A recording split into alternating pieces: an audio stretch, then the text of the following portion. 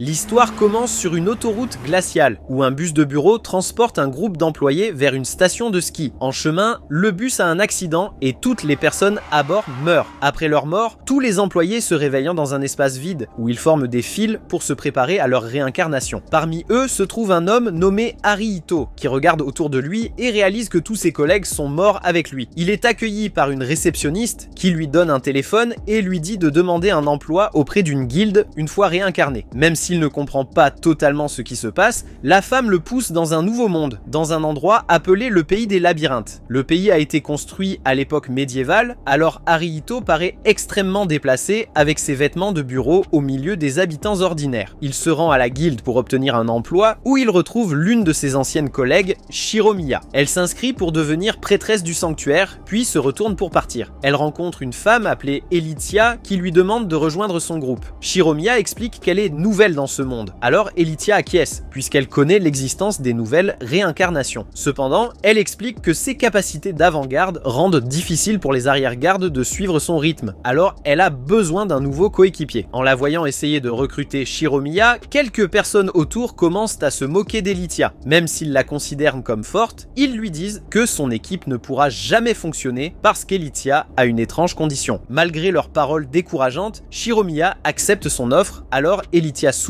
et part avec elle. Puis, la réceptionniste demande à Arihito s'il veut s'inscrire. Elle se présente comme Louisa et explique que, dans ce pays, une personne n'est pas autorisée à entrer dans le labyrinthe sans être un explorateur enregistré. Arihito comprend ses paroles, mais il lui demande de lui expliquer davantage le pays lui-même. Louisa sourit en expliquant que les personnes qui meurent et se réincarnent sont envoyées au pays des labyrinthes pour y vivre en tant qu'explorateurs. Avec les habitants natifs de ce monde, le rôle des explorateurs est d'explorer le labyrinthe. Réalisant qu'il est vraiment mort, Arihito a mal à la tête sous le choc provoqué par ce nouveau monde. Inquiète, Louisa lui demande s'il a besoin d'un guérisseur, mais il la rassure en lui disant qu'il va bien. Il lui demande ensuite comment fonctionne l'inscription, alors Louisa explique qu'il possède une description de métier vierge sur son téléphone. Elle demande à Arihito de remplir la description du métier qu'il pense être le meilleur pour lui, en expliquant que leur pays permet à chacun d'accomplir les tâches auxquelles il est le plus adapté. Arihito acquiesce, pensant qu'il devrait choisir un métier très demandé dans ce pays. Louisa sourit et attend qu'il y réfléchisse. En repensant à son ancienne vie, Arihito pense à sa jeune patronne, Igarashi, qui le faisait constamment travailler jusqu'à l'épuisement. Forcé d'obéir à sa maîtresse d'entreprise, le pauvre homme était sans cesse stressé par ses interminables discours. Maintenant, dans ce monde, il a la chance de choisir le métier qu'il veut, alors il décide de faire quelque chose de relaxant pour son propre bien. Soudain, Igarashi apparaît derrière lui, ce qui fait sursauter le pauvre garçon. Elle s'agace de sa réaction et dit que ce monde médiéval lui donne l'impression de participer à une immense fête costumée. Malgré tout, elle accepte son destin puisqu'il n'y a nulle part où aller. Igarashi fait aussi remarquer avec désinvolture qu'elle ne s'attendait pas à devoir chasser des monstres, ce qui surprend Arihito. Puisqu'il ne sait rien à leur sujet, elle lui explique que vaincre des monstres est en réalité une tâche importante confiée aux explorateurs dans ce monde. Elle l'avertit de choisir son métier et son groupe avec beaucoup de soin, sinon il pourrait perdre la vie dans ce dangereux labyrinthe. Ensuite, elle se demande quel métier Arihito a choisi. Depuis l'époque où elle était sa responsable, Igarashi a l'habitude de compter sur lui pour l'aider. Elle espère timidement qu'il pourra choisir un métier qui fonctionnerait bien avec sa classe, alors Arihito commence à transpirer abondamment, pensant qu'il va devenir son souffre-douleur dans sa nouvelle vie. Lorsqu'il lui demande quel métier elle a choisi, Igarashi remarque qu'il continue de lui parler de façon très formelle. Elle se sent blessée qu'il soit aussi distant, espérant qu'il pourrait se rapprocher. Cependant, elle ravale sa fierté et refuse de le dire à voix haute. Elle dit à Arihito que son métier est Valkyrie, ce qui lui permet de manier des épées et des lances, ainsi que d'utiliser la magie spirituelle. Il est surpris par le nombre de capacités qu'elle a choisies, mais elle pense qu'avoir plusieurs rôles pourrait sauver à la fois sa vie et son emploi dans ce monde imprévisible. Elle dit aussi à Arihito de s'assurer qu'il choisit des rôles différents afin d'éviter d'être remplacé par quelqu'un d'autre. Il la remercie pour ses conseils, disant qu'il sera prudent lorsqu'il rejoindra une équipe. Igarashi est surprise par sa réponse distante, puisqu'elle s'attendait à ce qu'il forme une équipe avec elle. Cependant, Arihito est aussi dense qu'un rocher, alors il ne comprend toujours pas ses sous-entendus. Finalement, elle est déçue et s'en va. Après son départ, Arihito se demande pourquoi elle se comportait si étrangement. Louisa lui rappelle alors qu'il n'a toujours pas choisi de métier. Pour l'aider à décider, elle explique qu'il peut gagner des points de contribution grâce à son travail. Dans leur monde, les explorateurs peuvent obtenir des points en collectant de précieux trésors, en vainquant de puissants monstres et en sauvant d'autres explorateurs. En plus de servir de source d'argent, les points de contribution sont également utilisés pour classer les explorateurs dans le classement du labyrinthe. Après lui avoir expliqué cela, Louisa dit à Haruhito que son téléphone enregistrera toutes ses actions à l'intérieur du labyrinthe. Elle révèle que le classement d'un explorateur est extrêmement important puisqu'il détermine son statut dans le pays. Alors que les explorateurs de haut rang peuvent profiter d'une vie luxueuse, ceux de rang inférieur peuvent pratiquement se retrouver sans le sou et être forcés de vivre dans une écurie. En entendant cela, Haruhito décide de prendre le choix de son métier encore plus au sérieux. Après l'incident précédent, il a entendu parler des arrière-gardes, alors il demande si c'est un métier recherché. Louisa acquiesce, expliquant que même si les arrière-gardes occupent des rôles importants, elles reçoivent moins de PV et de défense que les avant-gardes et les autres rôles, donc peu de personnes peuvent devenir de bonnes arrière-gardes. En raison de cette pénurie, les arrière-gardes sont très demandés dans la plupart des groupes. Après y avoir réfléchi, Haruhito estime que l'arrière-garde est le meilleur choix pour éviter de se retrouver sans emploi. Se demandant quelles compétences spéciales il devrait choisir en tant qu'arrière-garde, il écrit le mot sur l'écran du téléphone. Soudain, l'écran du téléphone émet un puissant flash et ce qu'Haruhito a écrit devient complètement illisible. Louisa est surprise par cela et regarde son téléphone. Elle met ses lunettes et se concentre intensément essayant de comprendre ce qui s'est passé. Finalement, elle lui rend simplement le téléphone et affirme que sa demande de métier a bien été acceptée. Naturellement, Haruhito comprend qu'elle fait seulement semblant de maîtriser la situation et lui demande ce qui s'est réellement passé. D'un ton gêné, Louisa lui explique que normalement, tout ce qu'une personne écrit est accepté par l'application. C'est la première fois qu'elle voit ces caractères incompréhensibles, alors elle n'a aucune idée de savoir si Haruhito a bien obtenu un véritable rôle d'arrière-garde ou non. Elle l'avertit également que l'application pourrait lui avoir attribué des capacités totalement aléatoires. Réalisant qu'il pourrait ne jamais réussir à intégrer un groupe avec des capacités au hasard, Haruhito reste complètement abasourdi. Heureusement, Louisa prend une part de responsabilité pour sa situation et lui donne gratuitement une carte de mercenaire afin qu'il puisse recruter un coéquipier. Ensuite, il regarde le téléphone dans ses mains pour examiner ses capacités. Il découvre qu'il possède une compétence de soutien défensif ainsi qu'une capacité appelée vision arrière qui lui permet de voir ce qui se trouve derrière lui. Après un moment, il pense à dépenser quelques points de montée de niveau dans ses capacités de soutien de récupération et de soutien défensif. Il décide ensuite de vérifier la boutique de la ville pour acheter des potions et des objets de soins avant d'améliorer son soutien de récupération. Finalement, il n'améliore que sa compétence de soutien défensif. Après cela, il se rend au bureau des mercenaires. Il demande à la sous-chef, Leila, ce qu'il peut obtenir avec son ticket de mercenaire. Elle explique qu'il peut recevoir un serviteur demi-humain avec ce ticket, alors Haruhito se demande s'il peut obtenir un utilisateur d'avant-garde. Leila lui répond qu'elle n'a actuellement qu'une seule avant-garde qui se trouve être une femme lézard. Elle lui explique que cette femme lézard est une voleuse capable de porter un équipement correct, alors elle serait suffisante pour son premier voyage dans le labyrinthe. Espérant tester ses compétences rapidement, Haruhito lui demande d'aller chercher la femme lézard. Pendant que Leila part chercher la demi-humaine, il se demande si elle ressemblera à un monstre répugnant. À sa surprise, la jeune fille lézard appelée Theresia est en réalité une enfant à l'apparence humaine. Lorsque Leila la présente, elle explique que Theresia était autrefois humaine mais qu'elle s'est transformée en demi-humaine après être morte dans le donjon. Dans ce monde, tous les explorateurs qui meurent subissent le même sort. Une fois transformés en demi-humains, ils perdent leur ancienne personnalité ainsi que leur capacité à parler. Désormais, ils ne sont utiles qu'en tant qu'esclaves. Haruhito se sent mal à l'idée de posséder une autre personne, mais Leila lui rappelle que les demi-humains n'ont plus de personnalité propre, alors il est légal de les utiliser. Elle révèle également qu'ils peuvent se battre grâce à leur instinct, donc il n'aura pas besoin de la guider durant chaque combat. Haruhito finit par accepter son explication et salue Theresia, espérant former un groupe efficace avec elle. Pourtant, en se dirigeant vers le labyrinthe, il décide qu'il ne forcera pas la petite fille à se battre. Après avoir testé ses compétences d'amélioration de défense, il espère retourner en ville. Peu après, il arrive à l'entrée du premier niveau du labyrinthe, appelé le Champ de l'Aube. Quelques aventuriers expérimentés le saluent, pensant qu'il ressemble à une valkyrie japonaise venue ici plus tôt. Haruhito comprend qu'il parle probablement d'Igarashi et suppose qu'elle a déjà formé un groupe. Le chef des explorateurs, appelé Ribo, explique qu'il gagne sa vie en sauvant les explorateurs bloqués dans le labyrinthe. Haruhito lui rend son salut, curieux de savoir si le labyrinthe est réellement aussi dangereux qu'il en a l'air. Il explique que le donjon présente de vrais dangers, mais que tant qu'Haruhito s'en tient aux monstres de bas niveau, tout ira bien. Cependant, il lui conseille d'éviter les monstres nommés à tout prix. Arihito apprend qu'en plus des monstres normaux, les monstres nommés possèdent des titres spéciaux et des capacités puissantes. Chaque fois qu'un monstre nommé rencontre un novice, cela équivaut automatiquement à une condamnation à mort pour ce dernier. Ribo lui conseille de rester très loin des monstres nommés, alors Arihito le remercie pour ses conseils. Ribo lui dit ensuite de le contacter à tout moment s'il a besoin d'aide. Il explique que de nombreuses autres équipes de recherche patrouillent constamment dans les donjons, mais qu'elles peuvent parfois manquer certaines personnes. Arihito accepte tous ses conseils, puis descend dans le labyrinthe avec Theresia. À l'intérieur, il découvre un champ luxuriant rempli de ruisseaux naturels. Après avoir marché un peu, il rencontre une étrange boule de coton qui roule jusqu'à lui. Arihito consulte son téléphone pour voir s'il s'agit d'un monstre, mais la boule de coton commence à tourner à une vitesse fulgurante. Theresia remarque immédiatement ses mouvements, alors elle dégaine sa dague pendant qu'Arihito est distrait. Puisque la boule de coton n'est qu'un monstre de niveau 1, Arihito ne se sent pas inquiet. Soudain, elle fonce vers lui à une vitesse aveuglante, mais Theresia la bloque avec sa dague. L'impact de l'attaque le projette au sol et il est choqué de voir que le monstre a réellement blessé Theresia. Malgré ses blessures, elle continue de défendre son maître. Alors que la barre de PV de Theresia continue de diminuer, Arihito décide d'agir. Il utilise sa compétence de soutien défensif qui l'aide à bloquer complètement l'attaque de la boule de coton. Pendant que le monstre est retenu,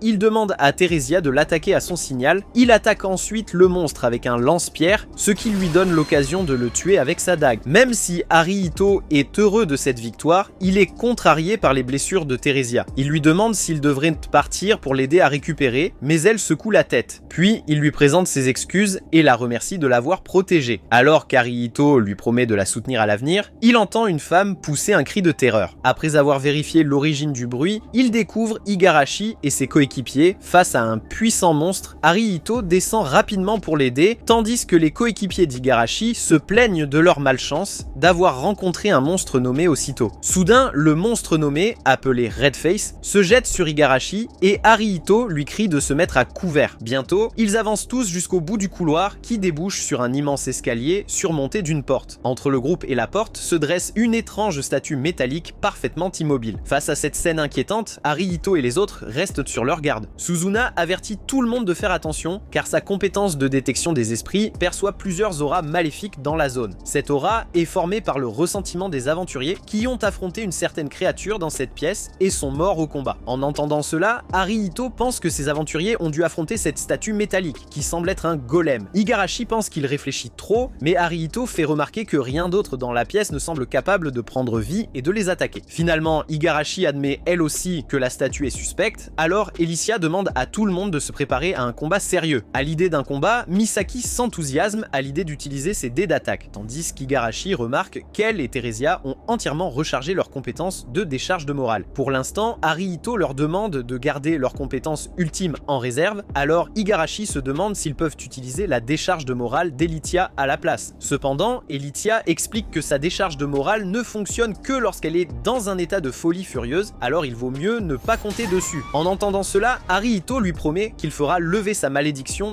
dès que possible afin qu'elle puisse utiliser librement sa compétence ultime. Puis, une fois que tout le monde est prêt, Theresia s'avance pour examiner la statue. Dès qu'elle fait un pas en avant, les yeux de la statue brillent d'un rouge intense, confirmant ainsi qu'elle est vivante. Misaki consulte rapidement son téléphone et découvre qu'il s'agit d'un monstre nommé de niveau 6 appelé guerrier aigle géant. Peu après, le guerrier se réveille et pousse un puissant cri strident. Les ondes de choc provoquées par sa force repoussent Theresia, mais elle parvient à les bloquer avec son bouclier. Igarashi remarque que ce monstre possède un niveau de plus que le Juggernaut, ce qui en fait leur adversaire le plus difficile jusqu'à présent. Puis, tandis qu'Arihito vise avec son lance-pierre, elle se précipite en avant pour attaquer. Après qu'Igarashi a porté 2 coups au corps du monstre, Arihito détecte qu'il est sur le point de la frapper. Grâce à son avertissement, Igarashi utilise rapidement un pas mirage pour esquiver la contre-attaque. Ensuite, Elitia inflige encore davantage de dégâts au monstre avec sa puissante attaque. Après elle, Suzuna utilise sa compétence de visée automatique pour cibler la tête du monstre, mais celui-ci protège immédiatement cette zone sensible. En voyant cela, Arihito se demande si la tête d'aigle ne serait pas le point faible du monstre. Soudain, le monstre déclenche une puissante rafale de vent qui projette Elitia au loin. Après avoir utilisé cette attaque, le monstre s'arrête pour reprendre son souffle. Cela donne à Arihito l'occasion d'analyser sa tête avec sa compétence Wild Faucon. Comme il le pensait, il découvre que la tête d'aigle est extrêmement vulnérable, alors il l'attaque avec son lance-pierre. En un seul coup, le monstre rugit de douleur, alors Arihito demande aux aux autres de viser eux aussi sa tête. Igarashi acquiesce et se prépare à attaquer, mais Misaki l'avertit que le monstre est en train de préparer autre chose. Sous les yeux de tous, le monstre utilise une compétence qui enveloppe son corps d'une aura sombre. Elitia teste ses nouvelles capacités en utilisant une compétence de raid sonique que le monstre esquive rapidement. Surprise par sa nouvelle vitesse, Elitia n'a pas le temps de réagir lorsque le monstre lance une attaque contre elle. Heureusement, Arihito utilise son soutien défensif juste à temps pour la protéger du coup. Malgré cela, le monstre refuse de leur laisser le moindre répit. Au lieu de cibler une seule personne, il déclenche une compétence de zone, faisant pleuvoir des flèches sur l'ensemble du groupe. Arihito a tout juste le temps de créer des boucliers autour de chacun d'eux. Malheureusement, il met trop de temps à se protéger lui-même et l'une des flèches lui transperce le corps. En voyant sa blessure, le groupe est horrifié, mais Elitia demande à Teresia et Igarashi de le soutenir pendant qu'elle retient le monstre. Alors que Suzuna part aider Elitia, Misaki remarque que les points de vie d'Arihito sont extrêmement bas. Terrifiée à l'idée qu'il puisse perdre la vie, elle pense qu'ils devraient arrêter de se battre et s'enfuir. Cependant, Arihito lui répond qu'ils n'auront aucune chance de le soigner tant que le monstre ne sera pas vaincu. Même dans son état critique, il révèle qu'il possède un atout secret capable de vaincre le guerrier aigle. Pour commencer son plan magistral, il demande à Igarashi et Teresia d'utiliser leur décharge de morale en même temps. Elles acquiescent et rejoignent le combat aux côtés d'Elitia et Suzuna, Igarashi utilisant âme mirage, tandis que Teresia lance triple vol. L'âme mirage d'Igarashi crée des clones illusoires de chaque membre du groupe, doublant ainsi leurs capacités offensives et défensives. Avec son clone mirage, Elitia parvient à attaquer le guerrier aigle depuis deux directions différentes. Igarashi enchaîne également avec un double éclair qui fissure le corps du monstre et lui arrache l'un de ses yeux. Sous l'assaut du groupe, le guerrier aigle devient désespéré et se prépare à utiliser une nouvelle fois sa dévastatrice compétence de zone. Cette fois, tout le monde parvient à se défendre contre l'attaque car les clones mirage reçoivent eux aussi un bouclier grâce au soutien défensif d'Arihito. Après cette puissante attaque, le monstre commence à halter d'épuisement, alors Arihito utilise une compétence de téléportation pour apparaître derrière lui et tirer sur sa tête avec son lance-pierre. Le guerrier aigle est étourdi, donnant à Elitia l'occasion de déclencher sa compétence lame florale. Bien que cette compétence inflige de lourds dégâts au monstre, celui-ci reste en vie, alors Misaki est la dernière à l'attaquer. Après s'être précipitée près de lui, elle lance son dé en fer sur le pied du monstre. À la surprise générale, le minuscule dé épuise ses derniers points de vie, transformant le monstre en une statue de pierre immobile. Une fois le monstre mort, tout le monde pousse un soupir de soulagement. Elitia se précipite immédiatement vers Arihito pour vérifier son état, mais elle découvre que sa blessure s'est guérie toute seule. Igarashi se demande comment il a pu récupérer, alors il explique que la compétence de décharge de morale de Teresia a accordé à tout le groupe un effet de vol de vie qui a drainé la force vitale du monstre pour soigner sa blessure. En entendant cela, Elitia est surprise, tandis qu'Arihito remercie Teresia de lui avoir sauvé la vie. Elle sourit avant de lui présenter deux gemmes. Elitia explique que la gemme noire qu'elle tient est une rune d'équipement, ce qui signifie qu'il peut l'utiliser avec son lance-pierre. Cependant, la gemme rouge ne lui dit rien. Misaki fait remarquer que la gemme rouge provient de l'œil du monstre, alors elle pourrait avoir une utilité plus loin dans le donjon. Ensuite, ils se dirigent tous vers la porte située au bout de la salle. Après que Teresia a échoué à l'ouvrir, Misaki remarque un petit trou près du sommet de la porte qui ressemble étrangement à leur gemme rouge. Elle se demande si cette gemme est la clé permettant d'ouvrir la porte, alors Arihito soulève Teresia pour qu'elle puisse essayer. Après qu'elle a inséré la gemme dans le trou, la porte s'ouvre dans un grondement lourd. Cette porte les conduit tous dans une salle vide, au centre de laquelle se trouve un étrange cercueil. Alors qu'ils s'en approchent, le cercueil se met à trembler et libère une étrange fumée, comme s'il détectait leur présence. Peu après, il s'ouvre, révélant une femme endormie à l'intérieur. Misaki se demande si cette femme est une poupée, mais Suzuna remarque qu'elle est en réalité vivante. Teresia s'approche alors de la femme, ce qui inquiète Arihito. Cependant, elle désigne calmement une étrange ouverture au milieu de la poitrine de la femme, qui ressemble à une serrure. En voyant cela, Arihito se souvient avoir reçu une étrange clé dans le coffre noir qu'il avait ouvert. Se demandant si cette clé permettra de la réveiller, il l'insère dans la serrure avec le soutien de tout le monde. Peu après, la clé déverrouille quelque chose, ce qui permet à Arihito d'apercevoir un souvenir. Dans ce souvenir, deux pompiers tentent d'éteindre l'incendie d'une voiture accidentée. Alors qu'ils essaient de protéger la personne à l'intérieur, l'âme de la femme aux cheveux bleus les observe à distance. Une fois ce souvenir terminé, la femme se réveille et reconnaît Arihito comme celui qui l'a réveillé. Il acquiesce, alors la femme se présente sous le nom d'Ariadne, la roue de fer. Elle se décrit comme le 117e dieu caché, ce qui surprend Arihito. Ariadne le remercie d'avoir exploré ce labyrinthe et de l'avoir réveillé, mais elle s'excuse en lui disant que tous ses efforts ont été inutiles. Arihito ne comprend pas, alors elle lui explique qu'elle avait été créée pour récompenser ceux qui parviendraient à la trouver. Cependant, son créateur l'a abandonnée dans ce labyrinthe, ce qui lui a progressivement fait perdre ses pouvoirs. En plus de cela, elle a également perdu de nombreuses pièces mécaniques, l'empêchant ainsi de retrouver sa véritable force. Suzuna se demande pourquoi elle a été abandonnée, alors Ariane explique que son créateur l'a considérée comme un échec, puisqu'elle n'était à ses yeux qu'un produit défectueux, il l'a enfermée dans le labyrinthe. En entendant cela, Igarashi trouve extrêmement cruel d'abandonner quelqu'un ainsi, tandis que Theresia serre le poing de rage. Pendant ce temps, Arihito se demande s'il existe un moyen de la libérer du labyrinthe. Ariane explique qu'il peut la sauver en retrouvant ses pièces perdues et en lui jurant fidélité. Cependant, elle le met en garde, car s'il fait cela, il deviendra l'ennemi de tous les autres dieux cachés. Arihito se demande pourquoi il ne pourrait pas simplement devenir ami avec les autres dieux, mais Ariane lui répond que les règles ne peuvent pas être changées. Si une personne jure fidélité à l'un des dieux cachés, elle devra alors assumer la responsabilité de rassembler tous les autres. Alors qu'Elythia ne comprend pas vraiment ces paroles, Ariane explique au groupe qu'un seul des dieux cachés peut être assez puissant pour devenir un allié digne de ce nom. Comme elle est considérée comme un échec et qu'elle a perdu plusieurs de ses pièces, elle est actuellement trop faible pour affronter les autres dieux cachés. En entendant cela, Arihito comprend pourquoi elle le met en garde avec autant d'insistance. Malgré tout, il sait que son groupe veut sauver cette personne abandonnée, alors il leur demande à tous s'ils sont d'accord. Un par un, tous les membres du groupe acceptent d'aider Ariane. De plus,Elythia pense qu'Ariane leur sera d'une grande aide une fois qu'elle aura récupéré une partie de ses pouvoirs. En entendant leur réponse, Ariane est surprise, mais Arihito lui demande comment il peut lui jurer fidélité. À ces mots, elle tend la main, ce qui forme un contrat entre elle et Arihito. Grâce à ce contrat, il peut désormais la contacter avec son téléphone. Même si Ariane ne peut pas faire grand chose avec sa force actuelle, elle promet d'aider le groupe s'il se retrouve un jour en danger. Ensuite, elle commence à créer un portail qui les ramènera à la surface. Pendant qu'elle crée le portail, Suzuna lui demande s'ils pourront revenir la voir. Alors Ariane lui répond qu'ils pourront lui rendre visite une fois qu'elle aura retrouvé sa force. Peu après, ils lui disent tous au revoir et retournent à la surface du labyrinthe. Une fois dehors, tout le monde célèbre leur victoire dans ce dangereux labyrinthe. Igarashi remercie Arihito pour sa rapidité d'esprit et son soutien qui leur ont permis de survivre et il accepte ses remerciements. Cependant, toute la fatigue finit par le rattraper et il s'effondre presque au sol. Igarashi le soutient rapidement, sachant qu'il est le plus épuisé de tous. Pendant ce temps, dans la salle scellée, Ariane remarque qu'il aura fallu plus de 860 ans pour que son sceau soit enfin brisé. Sachant qu'Arihito est celui qui l'a sauvé, elle fouille dans ses souvenirs. Dans l'un de ses souvenirs, une femme couverte de sang tient Arihito bébé dans ses bras, priant pour qu'il survive. Après cet incident, il a refusé de laisser l'un de ses amis être blessé en sa présence. En voyant sa détermination sincère, Ariane utilise boule de coton, le groupe tombe sur plusieurs abeilles venimeuses. Arihito demande à Igarashi et Theresia de se mettre en formation, puis renforce leur défense avec sa compétence de soutien. Ils éliminent ensuite les monstres tous ensemble. Après un certain temps, ils atteignent l'entrée du deuxième étage. Même si Arihito souhaite gagner suffisamment de points pour acquérir définitivement Theresia, il craint que les monstres plus puissants ne blessent les membres de son groupe. Récemment, des rumeurs concernant la présence d'un monstre nommé au deuxième étage ont commencé à circuler, ce qui rend l'expédition encore plus dangereuse. Arihito se retourne pour repartir, mais ils entendent soudain une femme crier de l'autre côté. Tout le monde se précipite rapidement vers le deuxième étage. Sur place, ils découvrent Suzuna et Alithia aux prises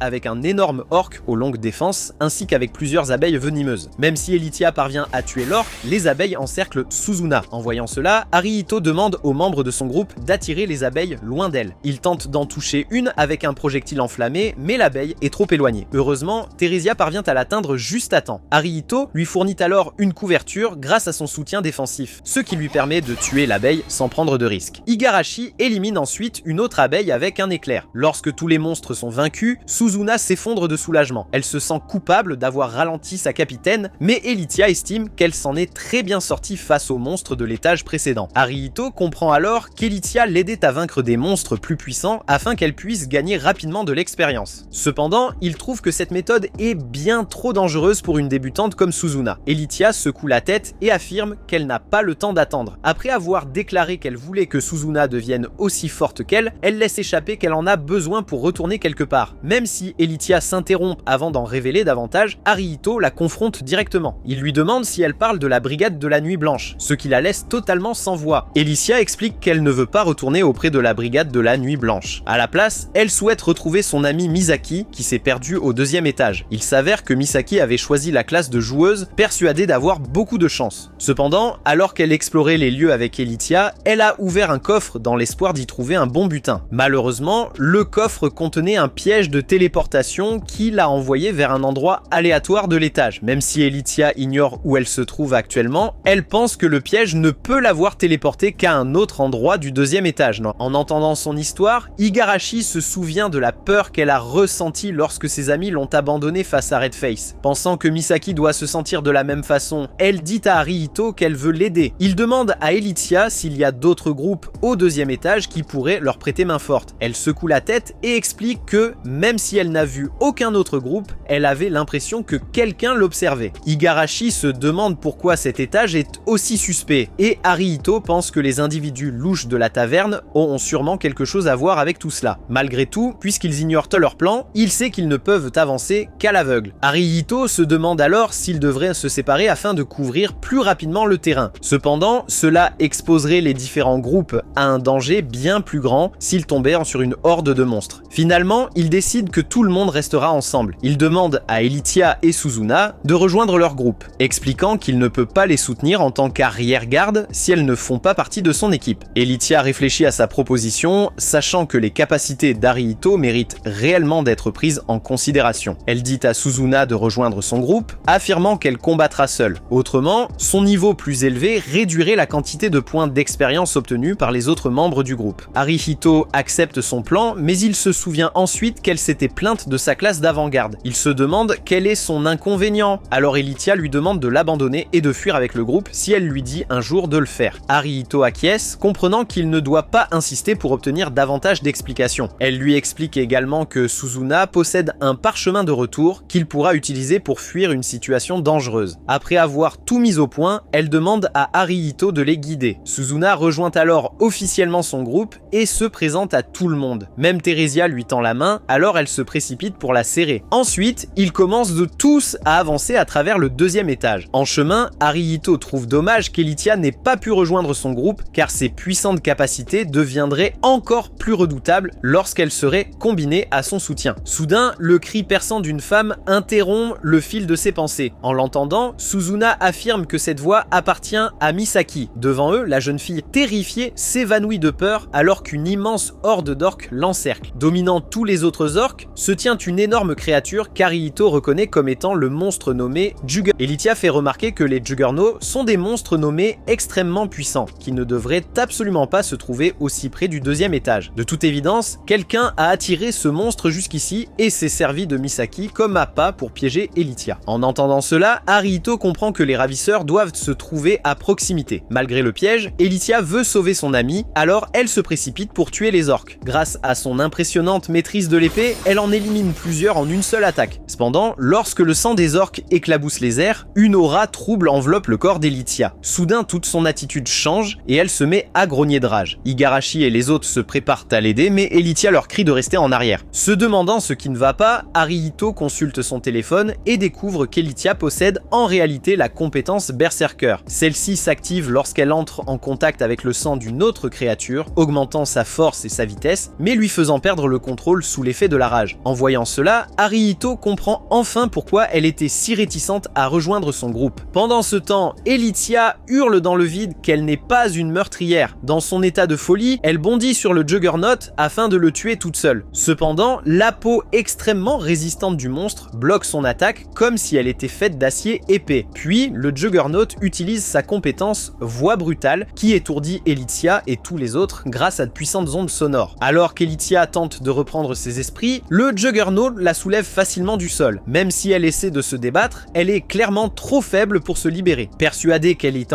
condamnée, elle crie à Haruhito de l'oublier et de s'enfuir avec tout le monde. Il sait qu'il leur serait extrêmement facile de repartir grâce au parchemin de téléportation. Naturellement, il ne va pas abandonner son ami à une mort certaine. Haruhito utilise son lance-pierre flamboyant pour tirer dans les yeux du Juggernaut. Même si le projectile ne lui inflige aucun dégât, le monstre s'agace et lâche Elythia. Il tente de l'attaquer à nouveau, mais cette fois, elle parvient à esquiver et à s'éloigner. Haruhito dit ensuite aux autres membres de son groupe de se préparer à fuir si la situation tourne mal. Aucun d'eux n'accepte de l'abandonner, alors il leur ordonne de rester sur leur garde. Puis, il cherche un moyen de vaincre le Juggernaut. Même si aucun membre du groupe ne peut encaisser l'une de ses attaques, Elythia est capable de les esquiver. En y réfléchissant, il comprend que c'est elle qui a le plus de chances de vaincre le monstre. Haruhito demande à Elythia de rejoindre son groupe, même si ce n'est que temporairement. Il lui explique que ses capacités d'arrière-garde peuvent les aider à gagner. Peu après, il reçoit un message sur son téléphone l'informant qu'Elythia a rejoint son équipe. Il lui ordonne alors immédiatement d'utiliser une attaque à grande vitesse composée de plusieurs coups. Même si elle ne peut pas traverser les défenses du du Juggernaut par elle-même, cette fois, Harihito renforce son attaque de 10 points entiers. Grâce au renforcement fourni par le soutien d'Harihito, Elitia fait pleuvoir une avalanche d'attaques dévastatrices sur le Juggernaut, le faisant hurler de douleur. Peu après, le monstre se met à saigner de tout le corps avant de s'effondrer au sol, mort. Une fois le monstre vaincu, tout le monde commence à célébrer. Cependant, Harihito leur rappelle que ceux qui ont préparé le piège sont toujours dans les environs. Alors qu'Elitia reprend difficilement son souffle au sol, Harihito aperçoit les hommes suspects de la taverne cachés non loin de là. Comprenant qu'ils ont été repérés, l'un d'eux tente d'attaquer Harihito avec son arbalète. Cependant, Suzuna et Igarashi bloquent facilement ses flèches. Les hommes sont clairement sous le choc, mais ils n'ont même pas le temps de réagir. Theresia se précipite sur eux et les met hors d'état de nuire. Suzuna est surprise que sa précision se soit autant améliorée, alors Harihito lui rappelle que ses compétences de soutien l'ont grandement aidé. Ensuite, il va voir Elitia qui le remercie pour son aide. Remarquant son état d'épuisement, Harihito utilise sur elle sa compétence de soutien curatif. Il lui dit de se reposer tranquillement puisque Misaki a été sauvée. Elitia sourit, soulagée que son amie aille bien. Toute seule, elle n'était pas certaine de pouvoir la sauver, mais grâce à l'aide d'Harihito, tout s'est finalement bien terminé. Peu après, Misaki se réveille et découvre Suzuna qui l'attend près d'elle. Sans même attendre qu'elle dise quoi que ce soit, elle se jette dans ses bras et se met à pleurer de soulagement. Pendant ce temps, Elitia présente ses excuses à Harihito pour ne pas avoir été plus claire au sujet de son passé et de ses capacités. Pour le moment, elle se sent dépassée par les événements, alors elle lui promet de tout lui expliquer plus tard. Ensuite, Harihito va examiner le cadavre du Juggernaut. Entre ses mains, il découvre un coffre noir. En le voyant, Elitia lui explique que la plupart des monstres nommés ne laisseront pas tomber de coffre noir. En raison de leur rareté, ces coffres comptent parmi les trésors les plus précieux du labyrinthe. Elle avertit même Harihito de ne surtout pas essayer de l'ouvrir lui-même. À cause du précieux butin qu'ils contiennent, les coffres noirs peuvent être protégés par des pièges dangereux. Pour cette raison, Elitia conseille à Harihito de trouver à la guilde un spécialiste officiel de l'ouverture des coffres afin de désactiver les pièges avant d'ouvrir le sien. Il acquiesce tandis que Misaki vient le remercier. Après cette expérience traumatisante, elle a décidé de se montrer plus prudente lors de ses futures expéditions dans le labyrinthe. Cependant, la jeune fille change soudainement de sujet et demande à Harihito de lui offrir un bon déjeuner pour l'aider à oublier son traumatisme. Même si sa demande lui paraît étrange, les autres filles réclament elles aussi à manger, alors il n'a d'autre choix que d'accepter. Tandis que tout le monde se prépare à rentrer, Harihito dit à Theresia qu'il la raccompagnera au bureau des mercenaires. Cependant, elle refuse de partir. En voyant cela, Igarashi pense qu'elle souhaite manger avec eux. Theresia se rapproche alors d'Harihito, ce qui pousse Misaki à admirer son adorable chapeau en forme de lézard. Plus tard, ils retournent à la guilde afin de faire le rapport de leur expédition à Louisa. La pauvre femme manque de s'évanouir en entendant le nom du Juggernaut. Harihito lui explique calmement qu'il a tué le monstre afin de sauver Misaki, alors elle lui demande de la suivre dans une pièce privée. Là-bas, elle lui sert du thé et lui explique que tous les monstres nommés ne se valent pas. Les Juggernauts sont une variante de l'orque à crocs nommés et font partie des espèces nommées les plus puissantes. Quelque temps plus tôt, plusieurs groupes réunissant plus de 24 explorateurs avaient essayé de tuer un Juggernaut pour récupérer son butin. Cependant, la plupart d'entre eux sont morts et les rares survivants étaient dirigés par un homme nommé Bergen, qui tenta plus tard d'utiliser Misaki comme pièce maîtresse de son piège. En entendant cela, Harihito comprend que le groupe de Bergen s'est servi de Misaki comme appât, dans l'espoir de pousser Elitia à tuer le Juggernaut. Une fois épuisé par le combat, Bergen et ses complices seraient intervenus pour voler le butin. Heureusement, Harihito était présent, alors ils ont été arrêtés et livrés aux autorités à la place. Louisa le rassure en lui disant que le groupe de Bergen sera puni, puisque la guilde remplit également le rôle de force de police dans leur district. Harihito lui demande si le pays du labyrinthe possède un roi, mais elle secoue la tête. Elle révèle que ce pays est gouverné par la cathédrale et les guides de la guilde des aventuriers. En entendant cela, Harihito se demande si la politique de la cathédrale et des guides consiste à forcer les réincarnés à chercher des trésors pour eux. Louisa acquiesce et lui explique également que les différents étages du labyrinthe existent ailleurs dans le monde. Cependant, pour une raison inconnue, seul le pays du labyrinthe possède les entrées capables de téléporter les gens jusqu'à ces étages. Après cela, Louisa refuse d'en dire davantage, ne souhaitant clairement pas trop en révéler. Puis, elle examine tous les points de contribution obtenus par Harihito au cours de cette expédition. En parcourant les détails, elle réalise qu'il a pratiquement gagné une quantité astronomique de points de contribution, ainsi qu'un grand nombre de nouveaux points de confiance de la part d'Elitia, Suzuna et des membres de son propre groupe. En réalité, Harihito possède désormais tellement tellement de points de contribution qu'il occupe la 2e place de tout leur district. En entendant cela, Louisa est plus qu'impressionnée. Arihito la remercie pour ses compliments, mais soudain, Misaki fait irruption dans la pièce et exige son dîner. En l'entendant, il demande également à Louisa de les accompagner, puisqu'elle est elle aussi leur amie. Elle sourit et accepte avec plaisir son invitation. Plus tard dans la soirée, au restaurant, les filles se disputent les places à côté d'Arihito. Finalement, Misaki s'assoit près de lui sans la moindre hésitation, tandis que Theresia se glisse silencieusement juste à ses côtés. Une fois tout le monde installé, Arihito commande le dîner,